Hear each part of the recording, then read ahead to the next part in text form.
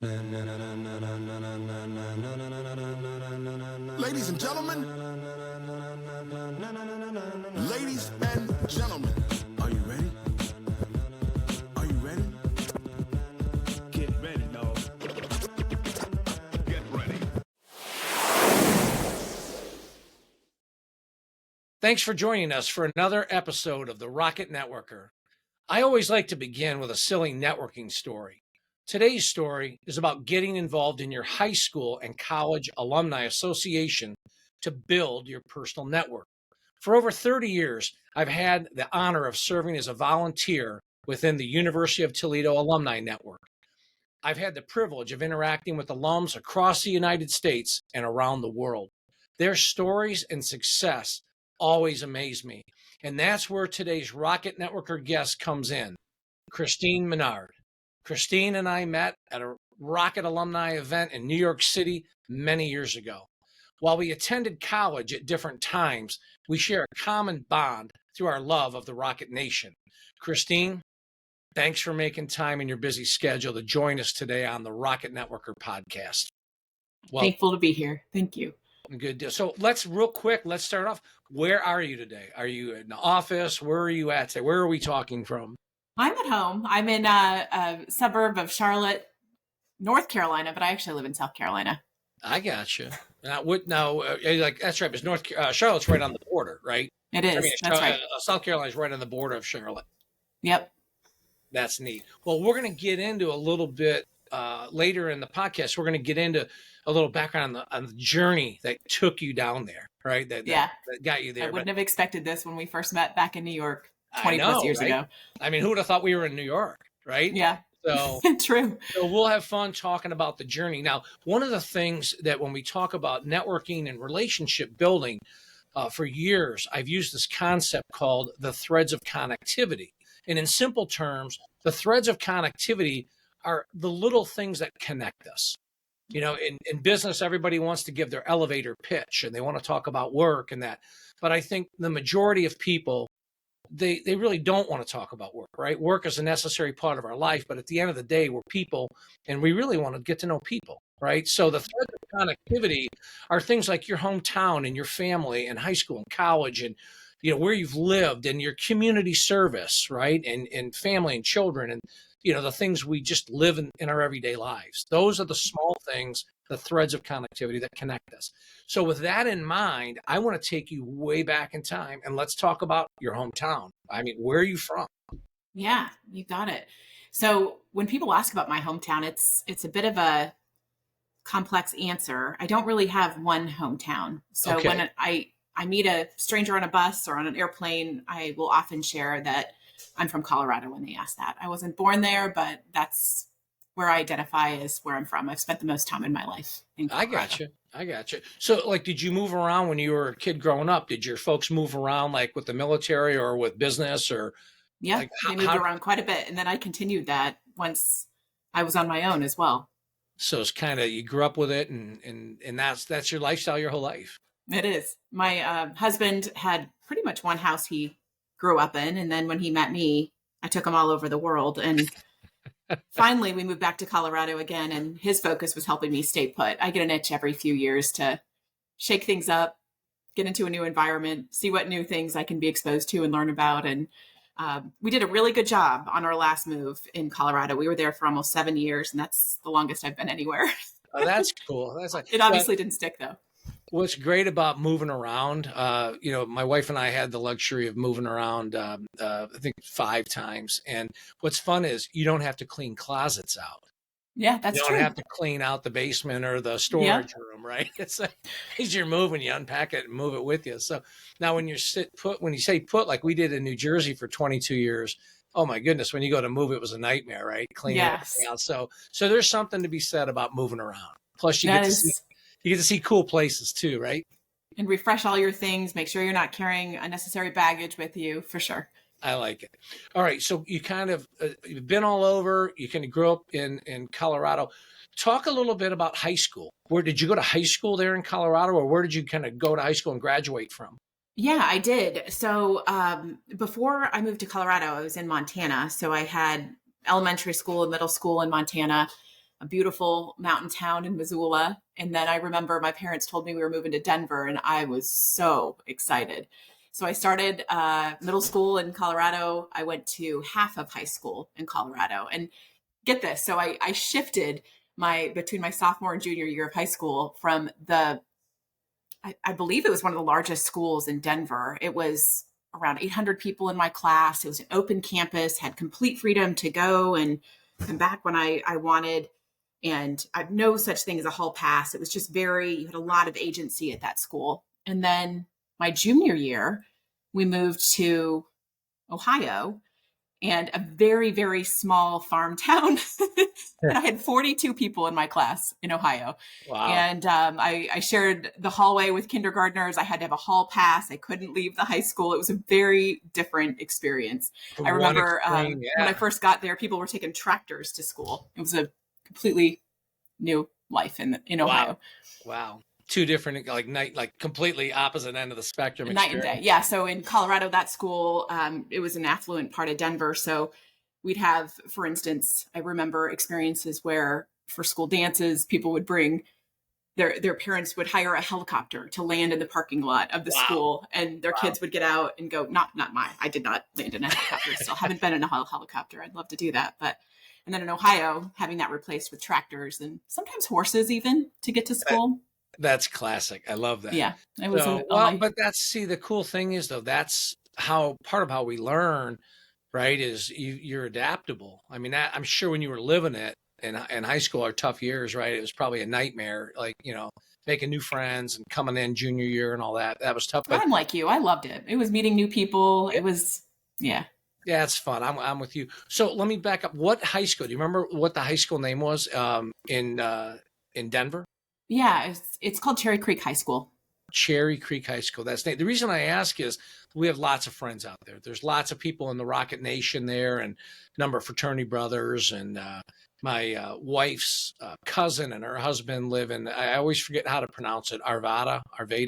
Oh, yeah. The suburb out there, and they've done real well and been out there a long time. It's a beautiful area. So it's a cool area. I didn't meet very many Rockets in Colorado. Really? It's funny to me how many Rockets I've met in the Charlotte area. Right. I'm surprised by that. Yeah, well, it's interesting. One of my fraternity brothers is out there as well. He was working for Western Union, and now he shifted over to another company. And yeah, there's some.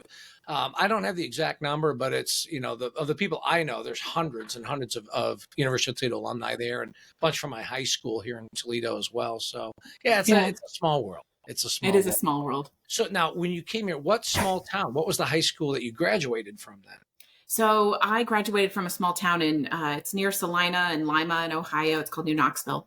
Okay, that's deep. Yes, my son-in-law grew up in Upper Sandusky. Oh, yeah. Yeah, on was it Route a small town there. 23 there on the way to Columbus from Toledo. Yeah. So yeah, it's a neat area. Not your super family, great area. Just a great people and a good area. I love Upper Sandusky's a neat place. So, all right. So now you're in high school. Tell me a little bit about high school. Were you involved in, any sports or student government or the band or glee club? I mean, did you do any extracurricular things in high school? Yeah, for sure. I'm sure you've recognized throughout our interactions over the number of years we've known each other. I'm a super curious person. So getting exposed to all sorts of aspects of life just fuels me. So one thing I think is kind of interesting is shifting from Colorado to New Knoxville, big school, lots of options. I was distracted there. There were so many different things to do. So I did lacrosse, I did swimming, I did all sorts of extracurricular activities. And then I remember I moved to this small town, and they didn't even have a football team. So of course they didn't have a lacrosse team or a swim team. Right. So I did my best to adjust my skill sets. I tried out for cheerleading. I tried out for volleyball. I had no success in getting into those. I just am not a volleyball player or a cheerleader, but the best I could get into was track. So I did track. I did not enjoy it. But I looked for other opportunities to get involved, and had an opportunity to be in the Spanish club. I got to be on the council for that and start the school's annual talent show. That was a fun one. I think they're still doing it today. So that's cool. I found ways to entertain my brain for sure. I also got involved in the school play, and I wasn't a good actor either, so I didn't get a spot on that, but I got to do makeup for everyone. in the school That's play, and that awesome. was fun. That's Yeah. awesome. That's well, you know what? You're involved. Yeah. Yeah, And you made what helped is I didn't have distractions in Ohio. So my GPA went from a 3.5, and that was me trying, to not trying and getting a 4.0 very easily. But it was because I didn't have distractions to keep me to keep occupied. right. You weren't being distracted by helicopters landing in the parking lot, right? Yes, that's right.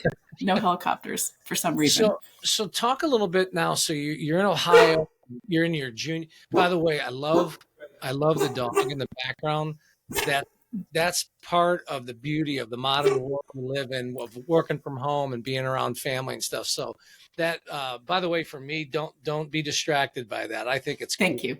I So, and appreciate that. my dog will probably start barking in a minute too. So, Yeah. so you're in high school. You're in Ohio. Did you always know or always think that you were going to go to college, or did you ever think of other opportunity, like other things coming out of high school? Like, take us into your mind a little bit there. What were you thinking? Yeah. So I had just always assumed I would. I hadn't really given it a lot of thought, honestly, until I was a junior in high school.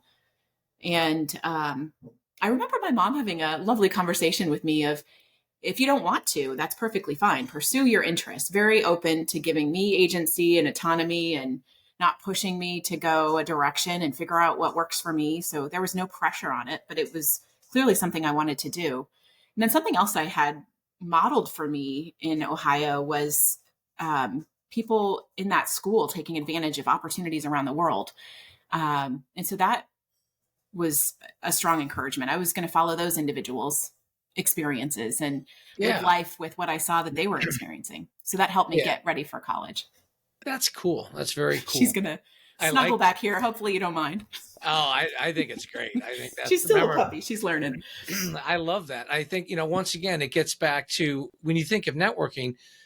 You're not networking in a perfect environment. You're not working in a perfect environment. The world is not a perfect place. So No, I think most people in the audience that are watching this, they're probably sitting there going, "Wow, that's a cool dog." maybe. What's your dog's name? Her name's Twiz. She's a Visla. Okay, that's and how Yep. old? She is, she just turned a year. I got you. So That's she's great. starting to mellow out a little bit, but I think she's got a couple more years left. They're apparently Yeah, a very high energy dog with, they're called a Velcro dogs. They like to be on you I at all got you. times. Well, as you know, I'm a high energy person, so I appreciate the high Yeah, energy you're dog. kind of a I get Visla. it. So, all right. So now you start thinking about college. Where did you look? Like, did you have a bunch of schools you looked at, or what were you? How did Most of so now in my broader experiences in life, I know I see examples of people doing tours all over the world sometimes to right, figure out which college matches their chemistry best. What was modeled for me then, so what you see, and what I had seen then was people checking out Bowling Green and people checking out Toledo. And so those were the two places I checked out. right, And Toledo was immediate. I just remember my heart expanding. I remember the energy I felt the second I stepped on that campus. I know, for instance, aesthetics. Now I know that aesthetics are a high value of mine. And so seeing that beautiful campus, it felt like fresh oxygen in my system. I just felt alive the first time I right. went to that campus. And I still feel that way whenever I go there. I do too. The campus is beautiful. When my wife and I moved back to Toledo, we wanted to live in the neighborhood right across from campus because it reminds us of New Jersey, where we lived for 22 years, because the houses were built in the same era, in the Yep. 1920s and 30s. But you look out the window and there's the big, beautiful bell tower, and every hour we get to hear the bell tower ring, and I love it. it's kind of fun to having lived away from Toledo for 30 years to come back for a few years to take care of our parents. It's kind of fun, that little nostalgic, and the campus is stunning. To your point, It it's is. a beautiful place, no question. That was my favorite view, walking down that street. I can't even remember the name of the street, but Drummond toward the Road, university, Drummond, yes. looking And just right looking at at the it. bell tower with the trees. And I also had an opportunity to go up to the bell tower a number of times. And I know they don't do that as much anymore, but that was a Right, really nice that's opportunity. cool. That's a neat view. So, all right, so you decide that you're coming to Toledo, to the university. So tell us about college. I mean, were you involved as a student leader? Were you involved in student government, or just pretty much focused on classes? I mean, what was your college experience? Yeah. So I, most of my friends all went to Bowling Green. We still give each other beef about that today. We have a lot of fun back and forth whenever there's a BGUT game. Yep. I went to Toledo, and the other thing I loved about Toledo was just having access to the city. So being in a Right. small town, it gave access to a beautiful city with so much to offer. Um, so coming into the university, I had no idea what I wanted to do. My parents weren't in typical business roles, so I didn't really know what the business world looked like.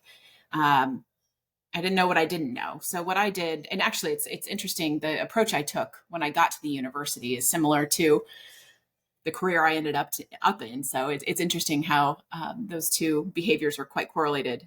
When I arrived, I went to every single college at the university, and I asked people for recommendations on which professor or person who works in that college would you recommend I speak with, to get an idea of why I'd want to be someone who pursues a education in this space. And so I did interviews with people from all the different colleges and ultimately decided on the College of Business. And Okay.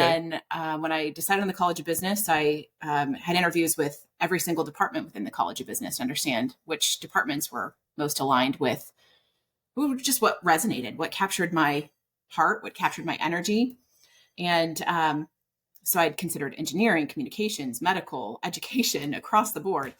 And some of the reasons that I was drawn to business, I don't know how this will sound on a podcast, but one was I didn't think the classes would be that hard. I thought I'd Okay. learn some good things and I'd be able to have a great time in college. I'd be able to get involved in student council. I'd be able to be an RA. I paid for college on my own as well, and I didn't want to have any loans. So I heavily pursued scholarships. I must have applied for over 100 scholarships. And thankfully I got some great ones to pay for most of my education. But I knew I wanted some extra time to experience life and learn outside of the classroom. And so um, that was a pursuit of the College of Business, and then which is now called Kobe, I think, the College of Business and Innovation. And Yes. then I chose, I was kind of undecided on which major and which focus area. So I did a dual major. I chose HR because I could see a translation of what I value and how that could materialize into a paycheck in the future. And I chose OD, organizational development. I couldn't connect how that would translate into a paycheck in the future, but I loved it so much that Yeah. I had to pursue that. So I dual majored there. And then I also loved marketing. So I minored in marketing. That's awesome. So now you start talking about getting involved in student organizations. What Yep. what types of student groups did you get involved with? So let's see if I can remember them. I did club lacrosse. So finally I had an opportunity to be back in lacrosse. I did not get that in New Knoxville. I did the student council, which was a wonderful experience. I'm trying to remember which organization I did this with. I remember leading a silent solidarity campus wide activity where I recruited people to be quiet, not speak a word for 24 hours. They all wore a t-shirt to explain what they were doing. And it was in support of of people they wanted to serve. Okay. That was people they wanted to recognize, and they could choose who they wanted to recognize. And that was kind of a fun activity. I don't know if that was student council or if that was residence life. I can't remember. And then Right. I was also an RA for most of that time. My first year, I lived in the academic house, and then I moved over to Carter Hall, which Okay. I truly shedded tears when Carter Hall got Torn down. bulldozed. That was a hard Yeah. Right. departure. And then what else did I get? Oh, a big one. So one of my biggest learning experiences. So now I'm in a career where I'm speaking quite regularly and in front of audiences. And I knew when I went into college that I was not comfortable at all in front of an audience. And I knew I needed to get over that. I don't know why I knew that, but I knew I needed to. I would just completely be silent. I couldn't get words out of my mouth. My knees would hit together. I just remember very distinctly having Right. significant challenges related to public speaking. So I thought, gosh, the best way to get over that is to practice. So I'm going Right. to apply to become a campus tour guide. And so I Oh, became a yeah, I campus did tour the same guide. thing. I was a tour guide. It was a great experience. It was, It yeah. was cool. I had a lot of fun with that. The first tour was absolutely terrible because I don't think they got anything out of me. I just walked and did my best to get whatever I could out of my mouth. But after a few times, I was laughing, cracking jokes, sharing the history. I had friends doing all sorts of things to the tours to make them feel welcome and surprise them and make them laugh. Uh, and that really influenced my skill set quite a bit. It was a great way to give back to the university, learn about the university, cultivate the community and culture of the university, and develop my skills to be better at how I present myself. To win all the way around, right? That's right. And then, of course, I had a couple of Wednesday night specials at Uncle John's. I don't know if you've ever did the pancake competition. I'm proud of, I think I got maybe 15 pancakes in one sitting. That's pretty. I was just going to ask you that. What was the record? Yeah. 15 was the record, huh? No, for me, maybe not for the people I hung out with. I definitely did not win in the group I hung around with. That's a good thing not to win. I suppose. Yeah. But in college, you got to have some fun. Right? You do. You got to have some fun. So let me, it sounds like you had a good experience. Sounds like college in general was good. So for me, really it was good. the best 12 years of my life. I'm just kidding. So let's talk a little bit. If you were like going back to a high school right now and you were meeting with some juniors and seniors that are at that moment thinking about life after high school, what advice would you give them? What would you share with those, 17 and 18-year-old prospective college students? Yeah, I suppose 3 things that are coming up for me. One is keep a growth mindset. That's foundational. So recognize there's things you don't know that you don't know. And how do you continue to pursue that insight and awareness? Second to that is keep doors open. Look for opportunities to open doors and find new doors and keep them open. As different pursuits in life will allow you to experiment with different doors and learn more about where you add value, what fuels you, et cetera, what adds value to other people. And then the third one that's coming up for me is, I guess it's related to the first one of respect what you don't know. I, for instance, I remember I had a class with, I think his name was Dr. Dowd, maybe. He was an economics teacher, an award-winning economics teacher. And I loved that class. But again, I couldn't connect the dots to how that would translate to a paycheck. And it was in economics. I loved macroeconomics, but I just couldn't connect the dots because I had never seen anything like that. Right. So if I would have recognized that there's an opportunity there's things I don't know here and there's things I could pursue, I may have ended up in that space as well. I don't regret it. I love where I ended up, but I think that recognition and a deeper recognition of respecting what I don't know could have perhaps even opened other doors I hadn't considered.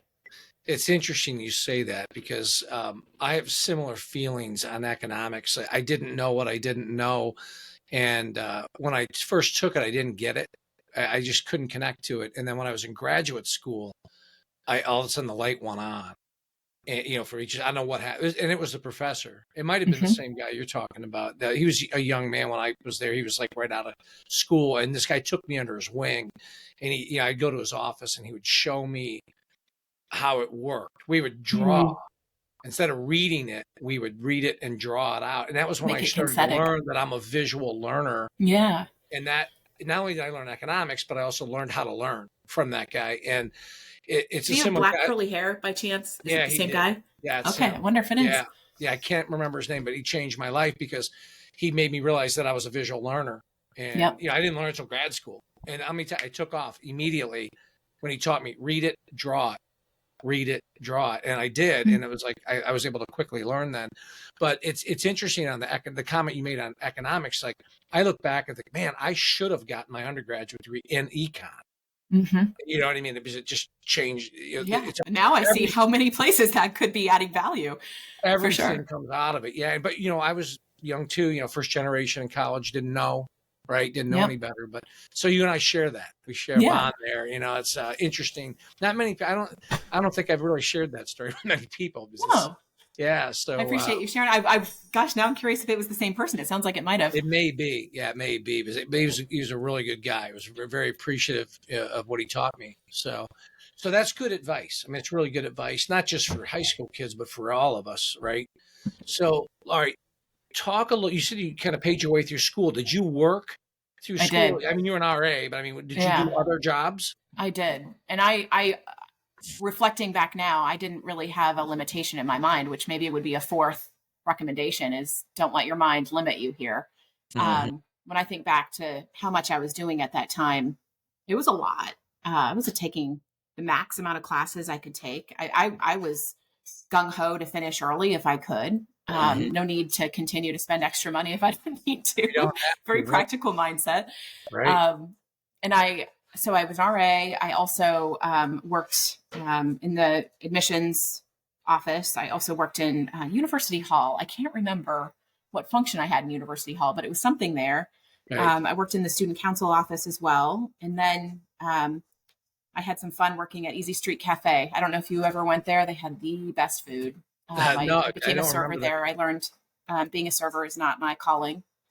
Um, Well, but you tried it, and now you know. yeah, I do. I remember opening my first bottle of wine in front of customers, and I had no idea how to open You it. know, And ultimately, they just offered to take it from me, and they opened it for me. It was that's a pretty awesome. funny experience. They Hey, still but gave me a tip, which was nice. that's how you learn. Yeah, that is. All right, so now let's get towards senior year of college. You're paying your way through. You've got this great experience. You're working. You're learning. You're living. Um, life's good at Yeah. that moment. What were you thinking about now after college? Like what was running through your mind about how we're going to make money here? How we're going Yeah. to get a job? Well, so I started interviewing. I remember interviewing at Jeep then. I have a Jeep Wrangler now just to connect to the roots.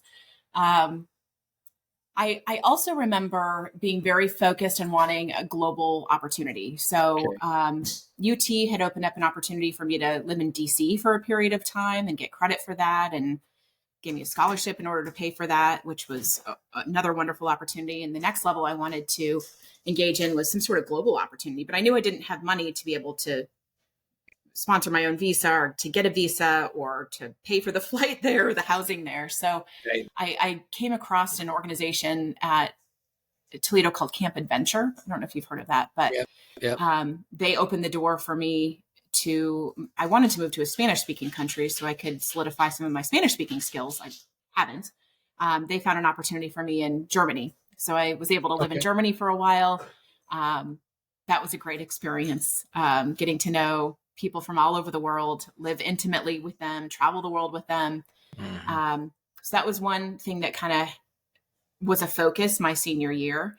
I also was enjoying still being in college. So I joined Chi Omega that year. My girlfriend convinced me to do that. I hadn't considered it previously, and that was a lot of fun. We got to try out in the or compete in.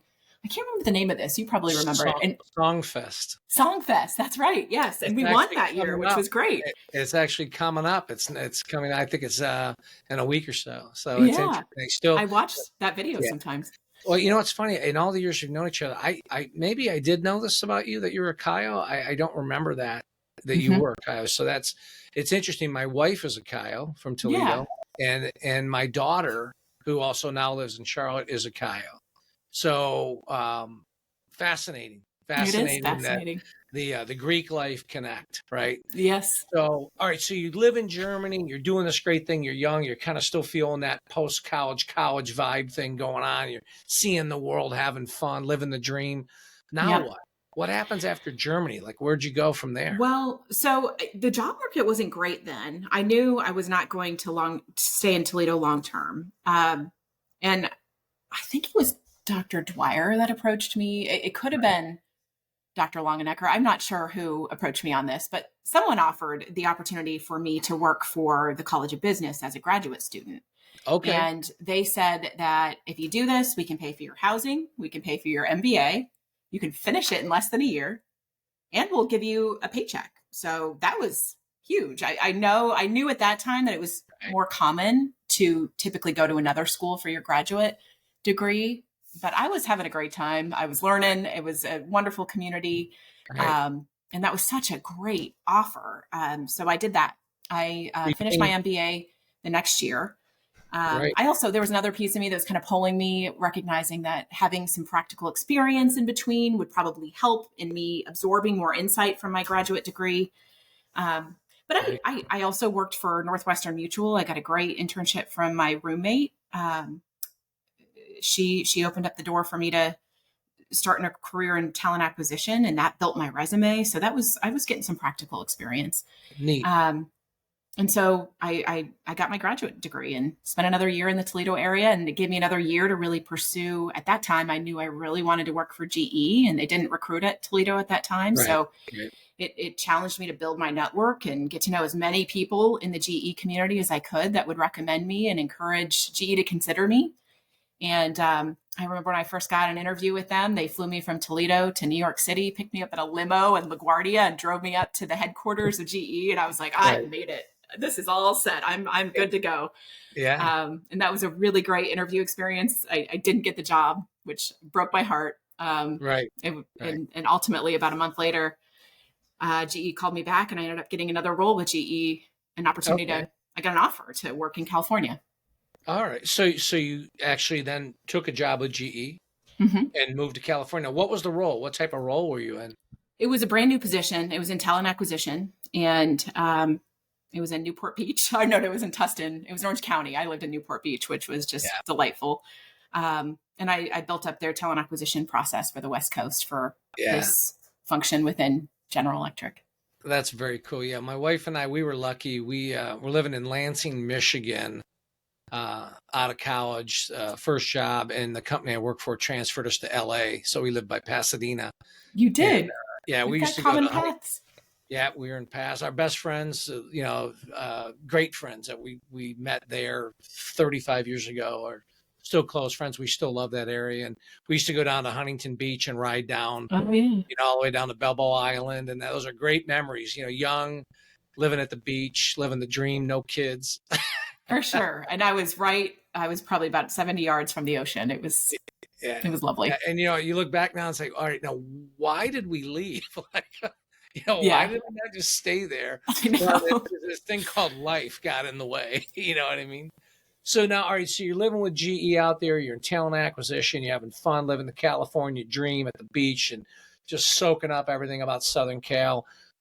Where's it flow from there? What's next? Where you go from Yeah. there? So another thing that role offered is I traveled 75% of the time. So I got to see all over the US. And gosh, I remember I traveled so much. I had moved into my new place in Newport Beach, and I came back a month later and a plant was growing out of my garbage disposal. That's how much I traveled.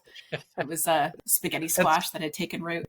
Um, so from there, I knew talent acquisition was fun. I knew that it was a great place to start my career. And I felt really lucky because that was a role where they were asking for 7 to 10 years of experience and hired me right out of college. Right. Yet I wanted to move into the HR business partner space. I thought that would give me a broader exposure. And that was the original role I had interviewed for with GE. So it was in my heart and in my head. And I had a great, great boss. I've been lucky with really great leaders in my career.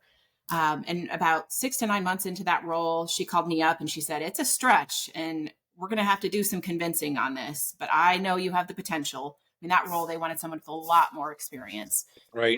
But this role just opened up in Connecticut. This is how we got closer to the New York experience together. Right. And I want you to interview for it. And it's an HR business partner role for the East Coast. And so I interviewed for it, and the odds were stacked against me, and I got the offer. I was amazed. So in less than a year, I had moved to New Haven, Connecticut, and was now learning the HR business partner space of this function within General Electric. Now, is that around the time when, we met then in New York City, right in that era then? Yeah, it might have been right before that. So that company was acquired by a smaller company. That smaller company out of Salt Lake had quadrupled in size overnight with that acquisition. I was the only HR person they kept on through that acquisition, Really? probably because I was the cheapest and the Could most be, right? malleable. I don't know. I maybe they're listening. We'll see if they validate that. But Right. I had an opportunity then to connect the dots on what GE HR looked like to this smaller organization so that they could support a much larger organization from an HR perspective, which was a great learning experience. That was but then awesome. I wanted to get into a large global firm. So the vision I had then is in my career, if I start broad and I get experiences on how big, reputable organizations invest money to drive HR strategy, then maybe I can slowly get to smaller and smaller organizations across my career and be better equipped to help those smaller organizations position themselves to grow.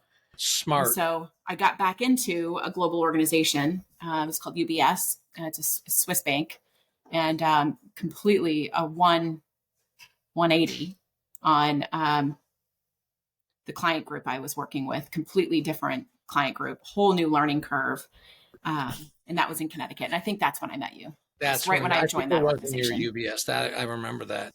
That's neat. So it's funny, you and I have similar that in that experience as well. Start big company, see the broadness of managing hundreds and thousands of people, right? See the good, the bad, the indifferent, and then come down into the smaller market and really help folks, Connect the dots. grow. And yeah, it's cool. That's a big passion of mine as well. So that's cool. Yeah. So you're in Connecticut, you're UBS then. Did you stay with UBS in Connecticut, or did you shift again? I mean, what's next then? I mean, where do we go from Connecticut to Charlotte? Is there something in the middle there? So I love this story too. I feel like I hit the jackpot in my career journey. I had a mantra that started in high school of life just keeps getting better. And that's back to the growth mindset of keeping that mindset. Right. It brings those kind of opportunities to you when you focus on that. Right. So I had shared with UBS, I know that you're looking for someone a lot more experienced. And I know that was, the odds were against me on getting that role. But I had shared with them in the interview experience that I loved working globally and I'd like to get global again. And I know you're a global company. And I remember the head of HR sharing, yep, we think about our company as a global village. I remember the CFO sharing with me that if you want to do that, we can make it a reality. And I was shocked. And I thought that was just perhaps what they're sharing in the interview process to attract me. Right. And then I joined. I learned a ton working with that group. That was like working with a family. Ultimately, initially, it started with they didn't want me there. I was kind of forced within the area, sort of, and built relationships and really a solid business partnership. And then was able to streamline a number of things and just kind of prove out some interesting value that I didn't know I had in the space of data. I ended up realizing I love data. I could get lost in an Excel spreadsheet and just, it's more fun than an amusement park. I know that sounds really nerdy, but that then opened the door to, so I'd also let my boss know that I know they were having trouble filling the head of comp role in the organization. I knew I wasn't qualified for that by any means, but I said, if the downstream impacts of filling that role open up an opportunity for me to perhaps learn more in this space, I'd be interested in it. And so she remembered that. And about maybe 6 months later, they still hadn't filled the role. And so she, this is another kind of funny element of it, but I told her probably a week earlier, I'd just gotten married. And a month later found out I was pregnant with our first child. And so I told her we were very close. I was probably 4 or 5 weeks pregnant. She calls me a week after and she said, remember that role we talked about that you said you might want some exposure to? Well, we haven't filled it and I want to interview for it. So I've recommended the head of HR meet with you. This was like a Wednesday. I met with the head of HR on a Thursday or Friday. She offered the job to me on Friday. So it was 3 days. Right. She offered the job to me and I needed to decide over the weekend by Monday whether I'd move our burgeoning family to the UK. I'd never been to London before. And so that was a wonderful opportunity. And of course I said yes. Kevin, my husband, and I had agreed whoever gets the first international opportunity in their career will follow him.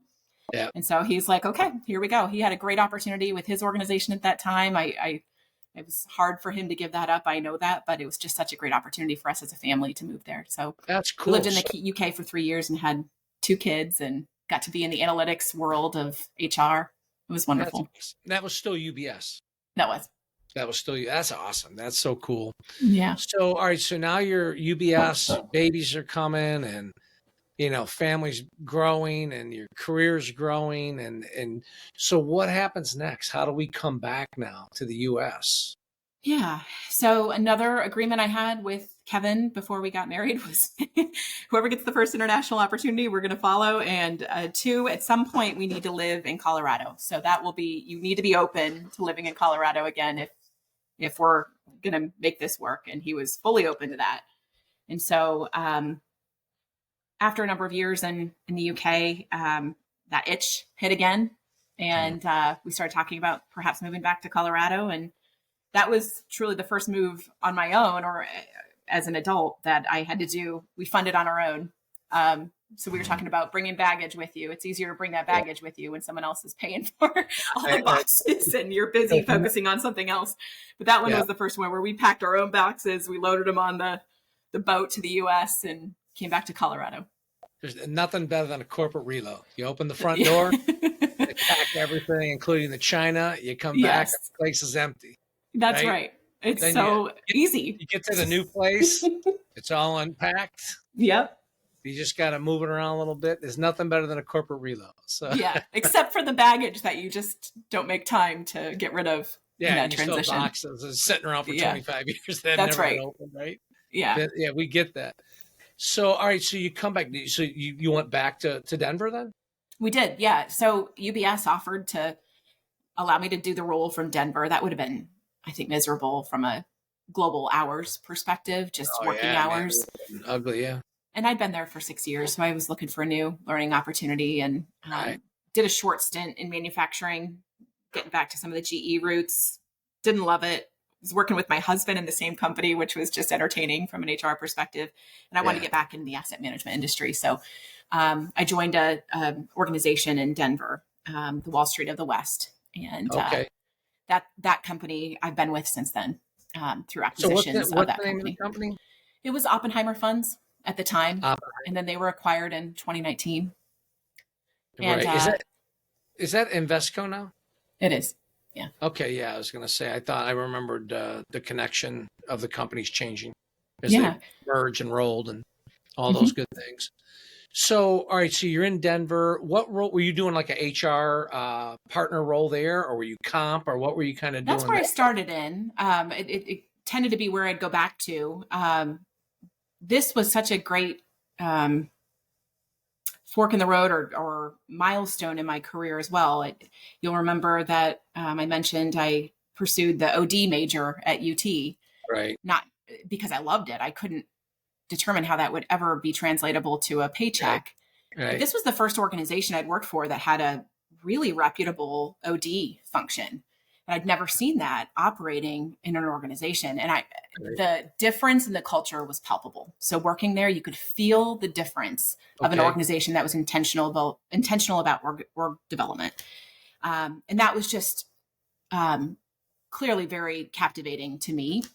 And so I set my sights on a potential of moving into that function. I didn't have practical experience other than just what I'd learned through osmosis, or of course, what I had learned at UT.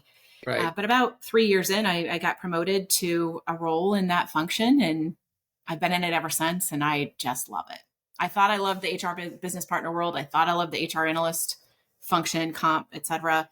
I really love the OD world and the learning world. Yeah, working with people to help them understand themselves and understand what they want out of their career and their life beyond work. And then watching them go at it and then succeed at it. It's exhilarating. So fulfilling. Yeah, it's exhilarating. Yeah, it's basically teaching. It's the business side of being a college professor, right? You know, it is. You're developing people. It's a cool space. And seeing the impact it makes for the business, that's also huge. Yeah. So you're changing people's lives, and then they're changing the company. You know what I mean? It's cool. It is cool.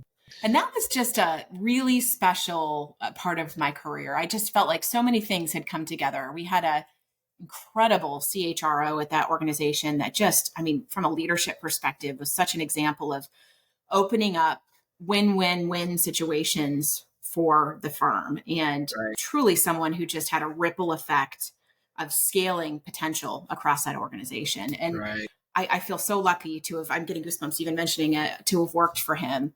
And it just, that magic dusted off on me a bit and just created such a great opportunity in Denver to get to know the community, to volunteer in unique ways, to give back in unique ways, develop skills for myself that I hadn't had the opportunity to develop.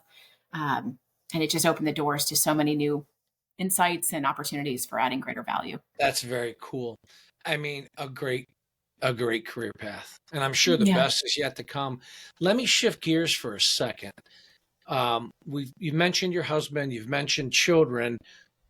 Talk a little bit about that part of your life. So what, Oh, your husband and your kids, I mean, how many kids do you have? yeah. I've got two. Okay. Oscar, he's going to be 14 in a month, and I've got Evie. She's turning 12 here shortly. They're both in middle school, and it's going Right. much better than I would have expected. I was a bit worried.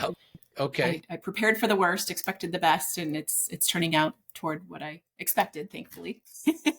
Good, good, good. It's a challenging time in our human development. Yeah, Um, those are tough years for sure. yeah, we've been married 15 years this year, um, and we're both only children, so observing two siblings interact and that dynamic is really fascinating to me. Of course, I have a natural propensity to watch human dynamics Yeah, right. and human culture and how we interact with others and interpersonal dynamics, and it's fascinating watching their world. It's Um, cool. It's yeah, neat. Being a parent's a fun thing. It's it is fun. You like learn a everything else ton. in life. You get out of it what you put into it, right? That's for So sure. if you Yes. put into it, things are good. So you're now in Charlotte. Your family's, doing well. Your work's doing well. You're in a sunny, vibrant city, right? Hmm. And the community there. What what got you to Charlotte then? Did you stay with Invesco there, or did you switch? I mean, how did you get from Denver to down to Charlotte? Yeah, I so it's interesting. I would have never thought I'd be here. We started with that. Yeah, Connecticut was like that too. I Connecticut was probably the state I wanted to live in least, and it just right, pleasantly surprised me. With the acquisition from Oppenheimer, of course, the opportunity opened. Not of course, but the opportunity opened to move to Atlanta, um, and that wasn't initially where we wanted to go. We wanted to stay in Colorado and right, mitigate the itch I get to move every so often. But it ended up being a more exciting potential than I initially thought once exploring it further and visiting the city and seeing the people I'd work with, the opportunities of what I get to be involved in, and what Invesco cared about. They had such a great focus and intention and desire to invest in learning and OD and leadership, um, right, leadership developments. That just opened so many great doors. So I moved to Atlanta with the family. That was a big move again. And so many stories involved in that. I don't need to get into those, but right. that was right before the pandemic. So we got about Okay. 6 months of enjoying Atlanta traffic. And then Atlanta was incredible during the pandemic. There was no traffic. It was an Anyway, oasis. It right. was it Yeah, was lovely. So I feel like we got set up for great success for the pandemic. We just really enjoyed being a family. I remember working very, very hard. That was kind of a counter to it. And it was pretty hard to find right, boundaries in that work environment and right, also right. manage virtual school, et cetera, et cetera. And so I think it was probably a year into the pandemic. I had always considered maybe when my kids are in middle school, I'd think about going part-time or taking a bit more time to be with them and not be Right, as focused on my career, balance it out a little bit more. And like in Colorado, we had au pairs. We didn't have that in Atlanta. right, Um, so it just gave greater flexibility. And so I just was noticing it was getting more and more misbalanced. I wasn't managing my boundaries effectively. right. When you're getting to a point of burnout or stress, it makes it harder to navigate those boundaries. And True. through lots of discussion and exploration and coaching and advice, and I came to the conclusion that I'd either need to have things change at Invesco or I need to find another alternative. So Right. thankfully, my boss, I had another really great leader who I was very nervous raising it with her and asking for that request. It's not very common to have part-time roles, Right. and it's not common to have remote roles either. Right.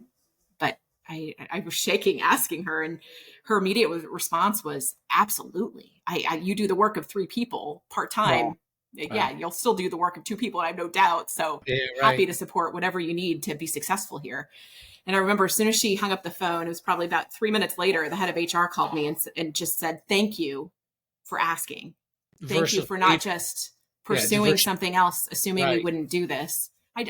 And that just meant so much. I mean, gosh, what a heartful way to lead people. But it's a great leadership lesson in what you just said is that when you take care of the people that are working hard and help them, they're going to help you. I mean, I always had that when I was on the corporate side. A lot of men and women would come and say, "Listen, my husband took a job or my wife took a job, and I've got to be home with the kids and or whatever." And I'm like, "That's fine. You do what you need to do." And what's interesting is I'd be getting emails at 4 o'clock in the morning, 3 o'clock in the morning, 2 o'clock, and you know what I mean? Yeah. Like they cut back to part time, but they went from part time to them meant they were working 50 hours a week instead of 100. You know what I Yes, mean? that was my husband's concern. Yeah. That I'd Yeah. still be working full-time hours and being paid part-time. What's your definition, right? Yes. Of part time. So I get it, and it was courageous of you to do that, but it was also courageous of them to recognize you for who you are, Yeah. contributor that you are. That's pretty cool. It is pretty cool. And I'm very thankful for that. I don't take it for granted, for sure. Well, I tell you what, I could sit here all day and engage this conversation, and you've been so respectful by giving us the Rocket Networker audience your time today, and I'm grateful for that. I very much appreciate the conversation. Well, I know it's because of people like you that made it available. As soon as we moved to Charlotte, within a few weeks, I had an invite to a UT alumni event less than 15 minutes away. And it was a wonderful way. It was a BG UT game that was televised locally, and met a bunch of people locally here, established new roots. And that was just such a beautiful experience. So thank you for your continued investment in modeling the way for others and building this culture and community. It's my honor. It's my honor. UT changed my life, so it's the least I can do to give back and help others, right? That's what it's all about. So one last thing here I'm going to ask you. When you look out, let's go to, you're 100 years old now, and you're looking back over life. What's your legacy? Oh, gosh. You thought about that? That's a tough question. Oh, I've definitely thought about that. What do you think what do you want it to be? Yeah. I do work to help leaders identify their legacy. And I'm always just in so much awe when people have really focused endeavors that they're tackling, and a legacy they want to leave behind. And a leader I am incredibly fond of, have the deepest respect for, just recently passed, and his legacy has just been so evident. At this point, it's still a journey. I'm still figuring it out, but the focus I have is learn more to give more. Learn more to give more? Mm-hmm. Is that what you said? Yep. I love it. Learn more to give more. We may have to take that and use that and give you credit, of course, for that. No, you're welcome to take it. And that's a great one. It's a great one. So I think you're well on the way. I appreciate that. You're well on the way.